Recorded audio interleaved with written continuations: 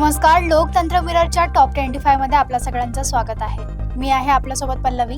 तर चला एक नजर टाकूया आजच्या ठळक बातम्यांवर.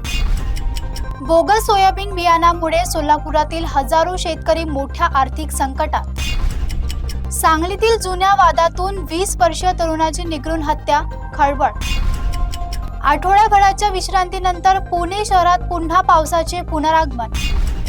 त्रिभाषा धोरणेला स्थगिती देण्यास सर्वोच्च न्यायालयाचा स्पष्ट नकार. दुबार पेरणीसाठी राज्यातील शेतकऱ्यांना मोफत बियाण्याची मदत जाहीर. इराणच्या भूमिकेमुळे LPG पुरवठ्यावर संकटाची शक्यता वाढली. सांगलीत दूध भेसळ प्रकरणी मोठी कार्यवाही, गैर प्रकार उघडकीस आले. रायगडातील कशेडी घाटात दरड कोसळल्याने वाहतूक विस्कळीत झाली. मुंबईसह राज्यातील 6 जिल्ह्यांना पावसाचा पिवळा इशारा जाहीर.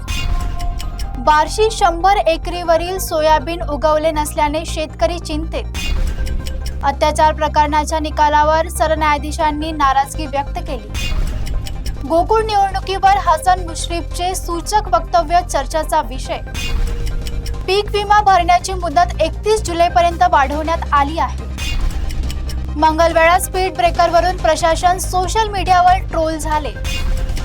पाकिस्तानाशी कथित संबंध प्रकरणी ATSची आणखी एक मोठी कार्यवाही. फुटबॉल विश्वचषक उपांत्य फेरीत स्पेनचा दणदणीत विजय, फ्रान्स बाहेर.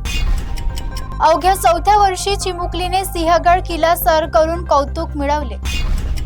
पुण्यात दुहेरी मजल्याच्या बसची चाचणी 31 जुलैपासून होणार. इंधन बदनामी प्रकरणी चौघांविरोधात गुन्हा दाखल करण्यात आला. शौचालयात नवजात बाळाचा हात आढळल्याने रुग्णालयात खळबळ उडाली.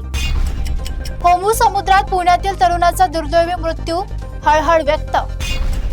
बाळाच्या जन्मापूर्वी निळे कपडे, नातेवाईकांचा धक्कादायक खुलासा. मध्यरात्रीच्या गुप्त भेटीनंतर जयंत पाटील यांनी अखेर मौन सोडले. खरीप आव्हानातील दिरंगाईवर कृषी सचिवांचा अधिकाऱ्यांना दणका.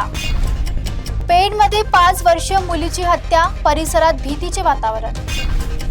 सध्या इतकंच. बघत रहा लोकतंत्र मिरर.